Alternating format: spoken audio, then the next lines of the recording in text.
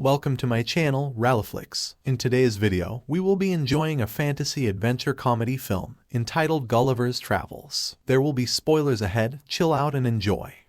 Lemuel Gulliver, a middle-aged man, wakes up in his messy New York apartment and continues with his morning routine. He displays his quirky side by talking to his superhero toys on a shelf and dancing in the shower. Gulliver is employed by a New York newspaper company in the mailroom. On that day, he makes friends with Dan, a new employee. Dan reports to Gulliver in the mailing department. The two run across Darcy Silverman, a journalist, and Gulliver's lifelong crush as they deliver the day's mail. Despite being in love with her for a long time, he has never confessed it. Later on that day, Dan brings out a notice announcing his promotion to head of the postal department, starting today. Despite working there for 5 years, Gulliver is not respected by anyone. Dan asserts that Gulliver is afraid to speak and will never advance in life beyond working in the mailroom. As Gulliver leaves the office in distress, he sees Darcy staying late at work. He builds up the guts to approach her in her cabin and propose to her. However, his fears get the best of him, and he instead picks up a random piece of paper from her desk and walks out. Darcy asks him if he wants to submit an application for a job writing about travel. Gulliver agrees, although feeling anxious, and the next day he must submit a travel blog.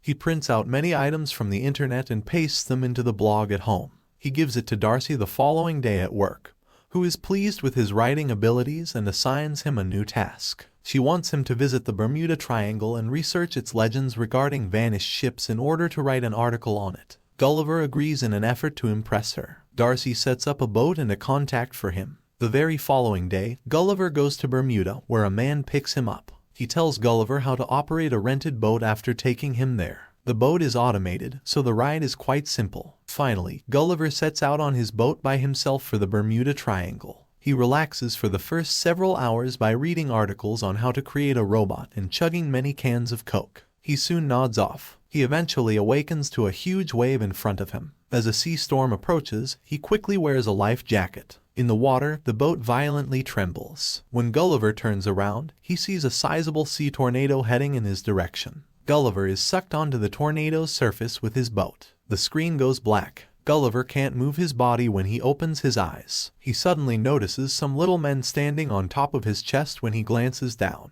The Commander Edward is their leader, he says. The Lilliput's Edwardian. As the camera zooms out, we see a crowd of little people gathered around Gulliver. With the aid of wood and little ropes, he is held down. Gulliver is described as a beast by Commander Edward. Gulliver shouts in fear as he struggles to release himself from the ropes. He attempts to close his eyes, believing that this is a dream. Edward issues a command to his warriors to bring the beast down. The soldiers put their hooks into Gulliver's pants, knocking him out unconscious. Gulliver awakens to discover himself being dragged into the country of Lilliput while being chained to a cart. The little citizens emerge from their homes to see the beast. He is dragged into the royal palace and presented to King Theodore of Lilliput. Princess Mary, the daughter of the monarch, feels bad for Gulliver and asks Edward about the necessity of the restraints. Gulliver, according to Edward, is a spy for the kingdom of Blefuscia, an enemy. When Gulliver does talk, he asks the king where he is. Jinx, King Theodore's secretary, informs him that he is in Lilliput, the most powerful country on Earth. Gulliver demands the non-existent cameraman to appear since he believes this to be a silly prank.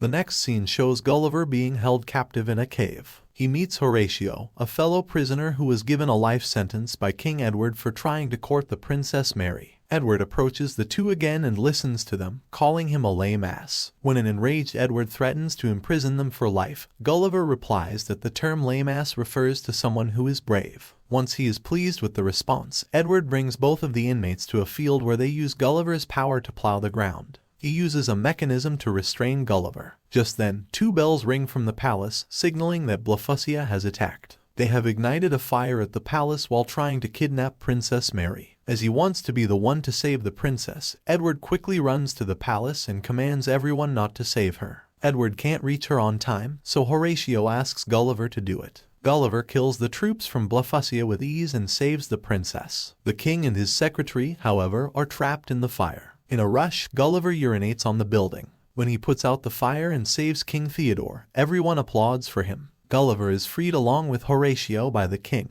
who also gives him praise for his bravery. He also invites everyone to a celebration feast at night. Edward is furious to witness another person being praised for their bravery. When the king asks Gulliver where he is from during the feast, he replies that he is from Manhattan. Gulliver is the most courageous person there, so people assume he is the president of Manhattan. For the first time in his life, Gulliver feels heroic, so he makes up the legend that he was once referred to as President the Awesome. Except for Edward, everyone believes him. The following day, the residents of Lilliput construct a huge home for Gulliver that includes all the facilities he was unable to get in New York. Gulliver asks the king to dispatch a search party to look for his washed-up boat. Gulliver orders them to construct a theater big enough to accommodate the entire kingdom. Then, after showing them a dramatization of the Titanic sinking, he tells them his life story. Everyone is in awe of the tragic life he has lived. When Edward asks how he was saved after drowning, Gulliver replies that he was revived. Later, Gulliver accepts when Horatio requests his assistance in winning the love of Princess Mary. Horatio approaches the princess as the two enter the palace. Horatio is forced to repeat the lyrics of the song Kiss by a hidden Gulliver. By the end, the princess starts to develop feelings for Horatio. Edward, who has come to court her, calls her. Given that Edward is the most courageous person in the kingdom, their marriage was always meant to be. Despite not liking Edward, Princess Mary finds it difficult to get rid of him. The search team locates the abandoned boat with the cans of Coke somewhere else. As Gulliver arrives on the scene, he discovers that his phone is still working. Darcy left him 12 voicemails. It turns out that she is furious to have learned about Gulliver's copied article. She must now follow Gulliver's route to do her own research on the Bermuda Triangle. Gulliver now resolves to stay in Lilliput permanently because he doesn't want to return to New York and confront her. Edward informs the king that he has doubts about Gulliver and expresses his displeasure with the choice. He is dismissed by the king, who says Gulliver is trustworthy. The king promotes Edward to vice-general and gives Gulliver the title of new general as a result of his stay. Lilliput's defense system is turned off by an envious Edward, which makes it simpler for their enemies Blefuscia to attack. As soon as the Blefuscian army and its king notice this, they plan to attack Lilliput. They sail toward the kingdom and fire cannonballs in Lilliput's direction. Gulliver, as the general, is now in charge of stopping them. He enters the water nervously and begins to splash around. Gulliver, who is huge in comparison to the cannonballs, is unaffected by them. In the end, he defeats the Blefuscians and saves Lilliput. The residents of Lilliput grant all of Gulliver's requests. To help him feel at home, they even constructed a model of Times Square. They change their appearance to resemble Gulliver's. He is given massages and has his hair cut by soldiers. Edward goes into the princess's room one night. He claims that he has a right to enter at any moment because he is courting the princess. Finally, the princess admits that she no longer loves him and doesn't want him to pursue her any longer. A furious Edward travels to Blefuscia to appeal to their king for help. The Build Your Robot book that Gulliver carried on the boat has been discovered by Edward's soldiers. The Blefuscian king consents to assist him in creating a robot to fight Gulliver using the book. A few days later, Gulliver is in the fake Times Square when the palace bells ring, signaling an approaching invasion. As Gulliver prepares to fight little creatures, he is shocked when Edward stands in front of him with a massive robot. He is challenged to a duel by Edward. Gulliver is left with no choice but to accept. The robot is far stronger than he is, despite his attempts to push it. It forces Gulliver to accept defeat by picking him up by the pants. Additionally, Gulliver admits that everything he said about being the president was a lie. The betrayal by him surprises both the king and the princess. As a sort of punishment, Edward banishes Gulliver to the island where we dare not go. When Gulliver is left there, a giant little girl picks him up. It turns out that giants live on the island. The girl keeps Gulliver in her Barbie home and dresses him in pretty pink clothing since she views him as a toy. In the meantime, Darcy's body washes up on the shore in Lilliput. As a result of Gulliver's claims that Darcy is his princess from his native country, Edward recognizes her and imprisons her. In prison, where King Theodore and his queen have been held since Gulliver's defeat, she meets them. When Horatio notices this, he decides to take Gulliver back by going to the island where we dare not go. He makes it to Gulliver without incident despite his tiny size on the island. A dead American Air Force pilot's skeleton is also present in the young girl's dollhouse. Gulliver uses the parachute to get away and fly back to Lilliput. He first meets Darcy in the prison and admits to having feelings for her. She seemed to be warming up to him and forgiving him for copying the article. Gulliver has made the decision to challenge Edward to a duel. He is truly interested in helping Lilliput rather than doing it to show off his bravery. The next day, the two are ready for war as they stand in front of one another. If he wins, Gulliver wants him to return the throne to King Theodore. But if he loses, Edward will completely destroy the kingdom.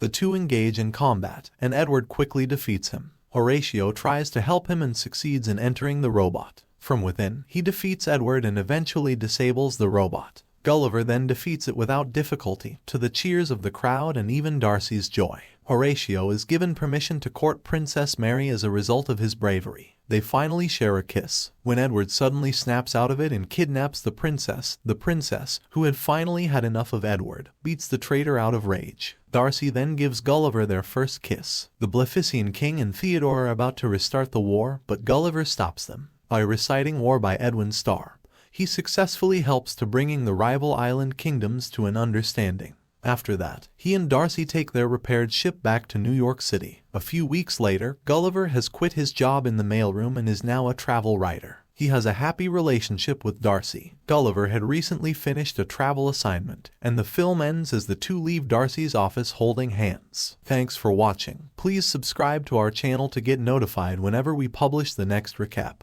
Till then, take care. See you next time.